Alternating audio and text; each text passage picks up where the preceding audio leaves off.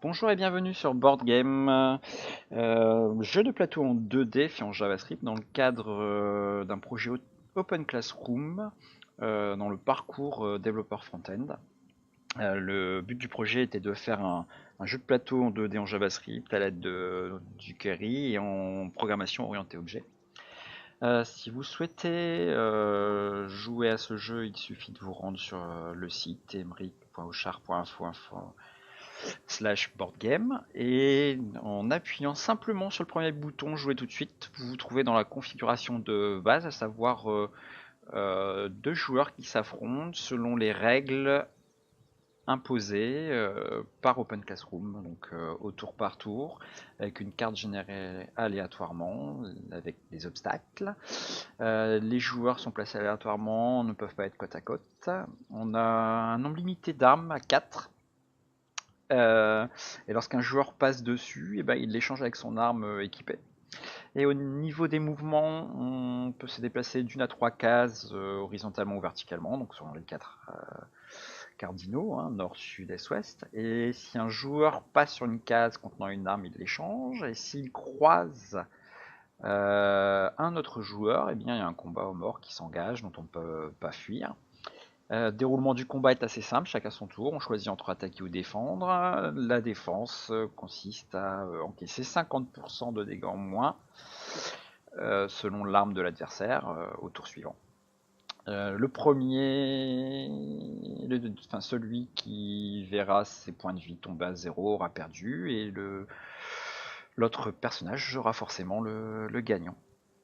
À savoir que j'ai fait également un petit outil de configuration qui permet de customiser simplement le board en mettant plus de joueurs, en changeant le nombre d'obstacles, le nombre d'armes, ou même le monde.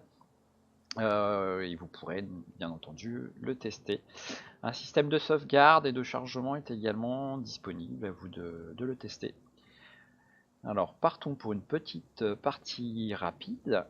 En appuyant sur jouer tout de suite, cela génère donc un plateau de jeu avec des cases obstacles aléatoires et deux avatars, ici Grimson et Igor, qui ont une arme de base.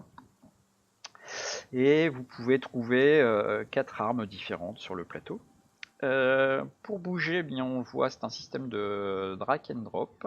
Et vous pouvez bouger que sur les cases qui sont entourées d'un petit liseré vert, ça correspond aux cases de déplacement. Ça prend en compte les obstacles, ça prend en compte les limites du plateau bien entendu, et éventuellement si vous croisez un, un joueur adverse. Donc je vous montre ainsi une petite partie. Vous voyez que si on va dans cette direction, forcément on va croiser, il y aura un combat. On peut choisir de partir et par exemple d'aller chercher une autre arme. Elle est indiquée ici. Quand les deux joueurs se croisent, le combat commence. Vous avez au choix attaquer ou défendre. Ici c'est Grimson qui attaque, qui inflige, vous voyez, 35 points de dégâts. On peut imaginer qu'Igor décide de défendre. Donc ça correspond à un bouclier qui est la moitié des dégâts du marteau.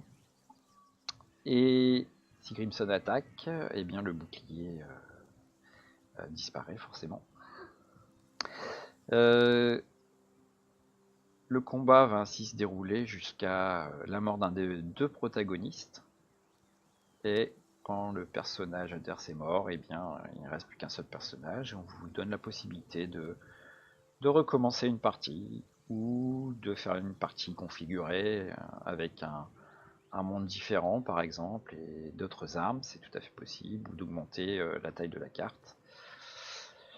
Vous voyez que cette fois-ci, eh bien, on a généré, on a pris que 2 joueurs, on aurait pu en mettre 3 ou 4. Vous pouvez bien entendu sauvegarder. Et si vous souhaitez revenir dans cette partie, eh bien, en faisant charger, vous récupérez là où vous vous êtes arrêté. J'espère que cette petite vidéo vous aura permis de comprendre rapidement comment fonctionne le jeu et n'hésitez pas à me faire part de vos remarques, soit sur le site, soit sur mon blog ou sur les autres réseaux sociaux. Je vous remercie de m'avoir écouté et je vous souhaite un bon jeu.